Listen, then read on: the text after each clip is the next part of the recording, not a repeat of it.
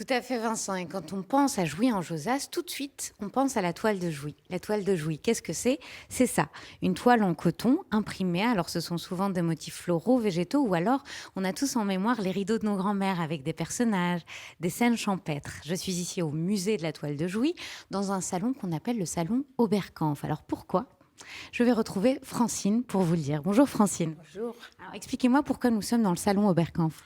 Parce que Christophe-Philippe Oberkampf était le personnage principal de Jouy en Josas et c'est le créateur de la manufacture de toiles peintes que l'on appelle maintenant toile de Jouy. Alors racontez-moi son épopée ici à Jouy en Josas. Eh bien, il est arrivé à Jouy en 1760.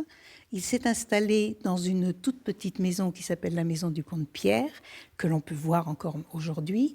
Et à partir de là, cette maison est devenue trop petite. Et donc, d'enchaînement en enchaînement, il a créé cette grande manufacture qui est devenue la troisième manufacture en France. Et qui est devenue manufacture royale et qui, en l'occurrence, a marqué vraiment la ville de Jouy en Josas. Alors, quand il arrive au Oberkampf, il y a 400 habitants à Jouy. Oui, 400, c'est un tout petit village champêtre. Et donc, il s'installe à Jouy parce qu'il y a de l'eau, parce qu'il y a des prairies pour étendre ses toiles et parce qu'il y a Versailles tout à côté. Versailles, c'est le marché, ce sont les clients. Et puis, ça n'est pas très loin non plus de Paris, où il a aussi un débouché économique. Et c'était un homme qui était très convivial, dit-on. Oui, c'est-à-dire qu'il était très commerçant. Il savait recevoir chez lui. Il avait fait de sa maison le premier showroom, puisqu'il invitait toutes les personnalités et les gens voyaient ses tissus sur les murs, étaient enchantés et il y avait des commandes qui s'en suivaient. Et c'était un grand homme. C'est drôle parce qu'on a tous le nom d'Oberkampf comme ça quelque part à l'oreille, mais on ne sait pas qui était cet homme. On ne sait pas qu'il était d'origine allemande. On ne sait pas qu'il était issu d'une famille justement qui travaillait la teinture. On ne sait pas, et on ne sait pas qu'il était l'inventeur de la toile de Jouy. Donc moi, je vous recommande de venir visiter Jouy en Josas, de venir voir le musée, de venir découvrir la toile de Jouy. Et nous deux, on se balade. Eh bien, On y va. Tout à fait, Vincent. Je suis à présent dans l'intimité de ce grand homme de lettres, ce grand homme politique, Léon Blum. Juste là, un joli portrait. Alors, il faut savoir qu'il a marqué l'histoire, évidemment. Il a marqué la France, il a marqué la politique de son temps. Et c'est ici, à Jouy en Josas, qu'il vient passer les 5 dernières années de sa vie, entouré de tous ces livres qu'on peut voir tout autour de moi. Et je vais retrouver Fanny pour en savoir un peu plus. Bonjour Fanny. Bonjour Louisa. Alors, on pense tous connaître Léon Blum, et pourtant, ici, on découvre une partie beaucoup plus intime de ce personnage. C'est vrai, c'est un jeune homme de la grande bourgeoisie parisienne, normalien, excellent élève. Il fera une brillante carrière de juriste au Conseil d'État.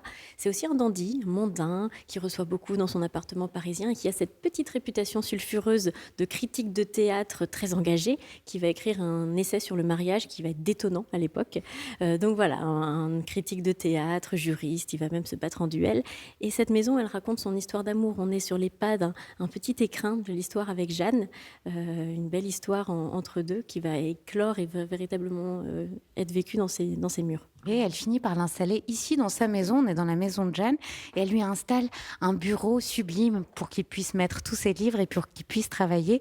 Et c'est un bureau qu'on découvre vraiment dans son jus. Oui, Jeanne a tout préservé à la mort de Léon Blum en 1950. Elle a tout figé dans le temps, que ce soit la loupe, le crayon, les recueils de poésie, les lunettes. Tout est resté à l'exacte place. Qu'est-ce qu'on peut découvrir d'autre dans cette maison-musée, quelque part? À la Maison Léon Blum, on découvre toute la complexité de sa carrière à travers une exposition. On découvre un parc magnifique de 6000 mètres carrés et on découvre toutes les pièces de la maison, que ce soit la salle à manger avec la vaisselle dans le buffet, le salon, la grande bibliothèque, les chambres, la salle de bain. Tout est accessible au public. Merci beaucoup, Fanny.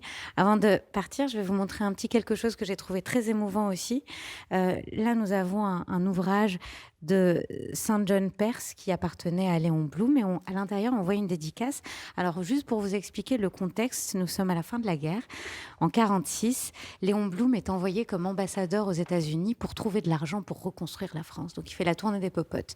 Il va voir les hommes politiques, il va voir les hommes de lettres et c'est à cette occasion qu'il rencontre cet auteur qui va lui faire une dédicace très émouvante que je vais vous lire, qui dit à Léon, à l'écrivain de pure essence française dont j'aime l'exigence et l'abnégation dans son expression littéraire comme dans son expression politique. Et je trouve que ça raconte très bien ce grand personnage qu'était Léon Blum.